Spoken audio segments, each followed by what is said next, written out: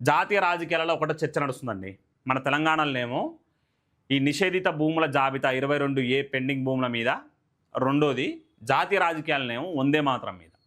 మళ్ళీ చాలా స్పష్టంగా నేను అమిత్ షా గారు తమిళనాడు వేదికగా గుర్తు చేసిన విషయం. తమిళనాడులో ఎందుకు చెప్పినానంటే, తమిళనాడు ముఖ్యమంత్రి ఒక తీర్మానం చేసిండు. ఏమని తీర్మానం చేసిండు? వందే మాతరం కంటే ముందు తమిళ గీతాన్ని ఆలపించాలని, ఆ తర్వాతనే వందే మాతరాన్ని ఆలపించాలని చెప్పిండు.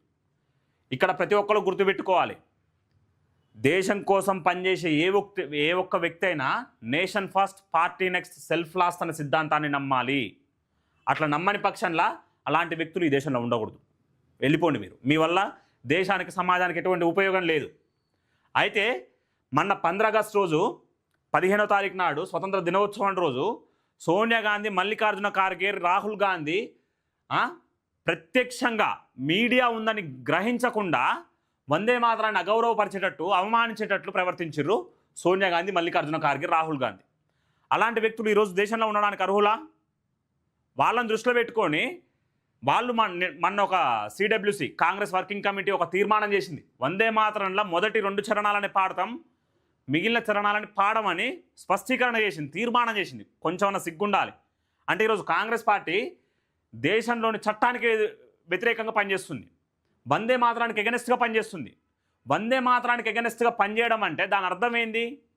జాతీయ గేయానికి వ్యతిరేకంగా పనిచేయడమే. ఎంతోమంది మహనీయులు, స్వతంత్ర సమరయోధులు ఈ దేశం కోసం ప్రాణాలు అర్పిస్తూ నినదించిన నినాదం వందే మాతరం. దాన్ని దృష్టిలో పెట్టుకోకుండా ఇట్లాంటి చర్యలు చేపడితే, వందే మాతరానికి అవమానం చేకూరిస్తే వాళ్ళ ఆత్మ ఘోషిస్తుందని మినిమం పరిజ్ఞానం ఉండదా? ఆత్మ పరిశీలన చేసుకోరా? ఈరోజు కాంగ్రెస్ నాయకులు ఒకసారి ఆలోచించాలి. ఒకసారి వార్తలోకి పోదాం. వందే మాతరాన్ని అవమానించినట్లే అమిత్ షా. వందే మాతరంలో 2 చరణాలే పాడుతామని కాంగ్రెస్ వర్కింగ్ కమిటీ తీసుకున్న నిర్ణయం చట్టాన్ని ధిక్కరించడమేనని కేంద్ర హోంమంత్రి అమిత్ షా తెలిపారు. చెన్నైలో ఆయన ఓ ఛానల్తో మాట్లాడుతూ, స్వాతంత్ర్యం కోసం ప్రాణత్యాగాలు చేసిన వారికి ఇది అవమానించడమే అని వ్యాఖ్యానించారు. అంటే దీని అర్థం మనకు చాలా స్పష్టంగా అర్థమవుతుందండి. అల్లూరి సీతారామరాజు అయినా, చాలామంది ముఖ్య స్వతంత్ర సమరయోధులైనా వాళ్ళు మరణించే ముందు బ్రిటిష్ పాలకుల వెన్నులో వణుకు పుట్టిస్తేందుకు నినదించిన నినాదం వందే మాతరం. వందే మాతరాన్ని అవమానిస్తే వాళ్ళని అవమానించినట్లే. ఈరోజు మరి కాంగ్రెస్కి ఆ దమ్ముందా? మీ దేశానికి ఎగనెస్ట్గా పనిచేస్తున్నాం అని చెప్పే దమ్ముందా? కేవలం రాహుల్ గాంధీ ఒక్కడ అడపదడప అప్పుడప్పుడు చెప్తుండు. రాహుల్ గాంధీ అనునిత్యం ఏం చెప్తాడండి? ఆయన నేషన్కి ఎగనెస్ట్గా ఫైట్ చేస్తున్నంట. కొంచెమన్నా సిగ్గుండాలి. నువ్వు పాకిస్తాన్ ఏజెంట్వా, చైనా ఏజెంట్వా? మరి ఆ ఏజెంటు అయితే ఇక్కడ ఎందుకుంటున్నావు? గ్రేట్ నికోబార్ ప్రాజెక్టుకి ఎందుకు అడ్డం పడతావు? సైనికుల మీద ఎందుకు అవమానాలు రేకెత్తించేటట్టు మాట్లాడతావు? వివాదాస్పద వ్యాఖ్యలు ఎందుకు చేస్తావు? భారతదేశానికి సంబంధించిన గౌరవాన్ని తీసుకుపోయి కేంబ్రిడ్జ్, హార్వర్డ్, ఆక్స్ఫర్డ్ యూనివర్సిటీ వేదికల మీద ఎందుకు అవమానించేటట్టు మాట్లాడతావు?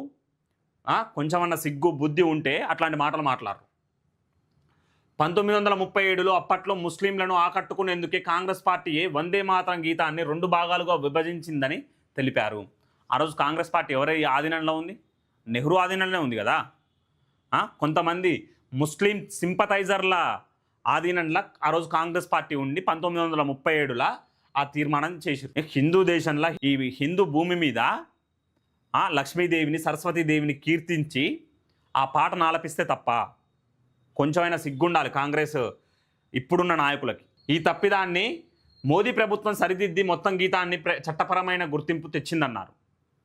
మొన్ననే రాజ్యసభ ఆమోదించింది, చట్టంగా మారింది. కాబట్టి ఇప్పటి నుంచి ఎవరైనా వందే మాతరాన్ని అవమానపరిచేటట్టు మాట్లాడితే, ఎవరైనా వందే మాతరాన్ని అవమానపరిచేటట్టు మాట్లాడితే, అగౌరవపరిస్తే తప్పకుండా 1971 యాక్ట్ కింద తప్పకుండా శిక్షలు పడతాయి. 51A గుర్తు రావాలి మీకు ఏదైనా తప్పు చేసేటప్పుడు. కాబట్టి ఈరోజు జనగణమన, వందే మాతరం భారతమాతకి రెండు కళ్ళ లాంటి అని నిన్న అమిత్ షా గారు చాలా స్పష్టంగా తెలియజేయడం జరిగింది.